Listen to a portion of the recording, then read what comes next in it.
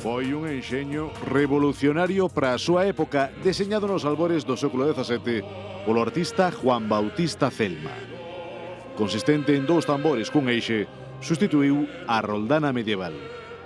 Permitiulle o botafumeiro voar sobre a nave transversal da Catedral de Santiago a velocidades de ata 70 km por hora, seguindo unha traxectoria planificada ao milímetro, de xeito que non batese contra a bóveda nin contra as columnas do templo.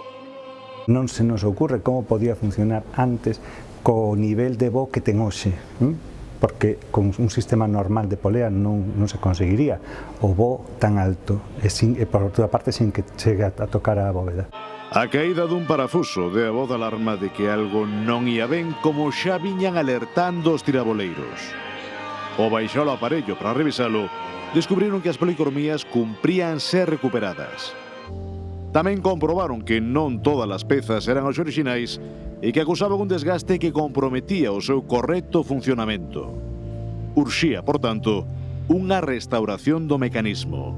Nós tiñamos constancia que este sistema, este enxeño de Celma o tocaron claramente no século XX, seguro, por elementos añadidos que eran moi evidentes e incluso podríamos decir un pouco toscos, non? Aplicando elementos de ferro, tornillería, tirafondos, que realmente non era o máis adecuado.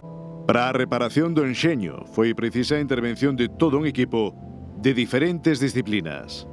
Entre os participantes no traballo figuraban restauradores, carpinteiros, un arquitecto, un aparellador, un mecánico, un historiador, un tiraboleiro e, por suposto, un enxeñeiro. Porque ao final o dispositivo incluía diversos campos da técnica. Había profesionales tanto da carpintería como da mecánica e incluso de aspectos xa históricos como sería a restauración das pinturas e ademais tamén a xente, representantes dos tiraboleiros, o equipo de personas que manexa este dispositivo para que funcione adecuadamente. A esencia do mecanismo mantívose intacta. Así é todo, foi preciso renovar certos elementos danados tras máis de 400 anos de uso.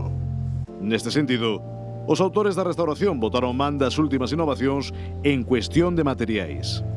Optaron por empregar, por exemplo, discos encolados. Cando se estudiou a forma de distribución dos esfuerzos dentro dos tambores, comprobouse que cos medios da época basados en ensambles machembrados da madeira, con pernos ou con clavos antigos, ao final o que hai unha concentración de tensións neses puntos. Entonces, cos anos vanse producindo desaxustes porque aí vanse machacando eses puntos. Hoxe en día podes emplear colas, mantendo a mesma madeira, que permiten distribuir eses esforzos e que non sexan tan agresivos. Tamén se realizou unha investigación das características do movimento da maquinaria. E todo o proceso de restauración quedou recollido, paso a paso, nun vídeo que o ilustra en detalle. Trátase de que este traballo sirva no futuro para que o botafumeiro continúe en perfecto estado. Para que calquera poda ver que isto que parece que non é nada é realmente algo fantástico. É unha peza excepcional. Desde o punto de vista da carpintería, de como peza de carpintería, e desde o punto de vista da enxeñería. Tras meses de traballo, o enxeño foi recuperado por completo. 400 anos despois, o botafumeiro segue a emprender o voo polo transepto da Catedral Compostelá para abrallo do público desta tradición xacobea.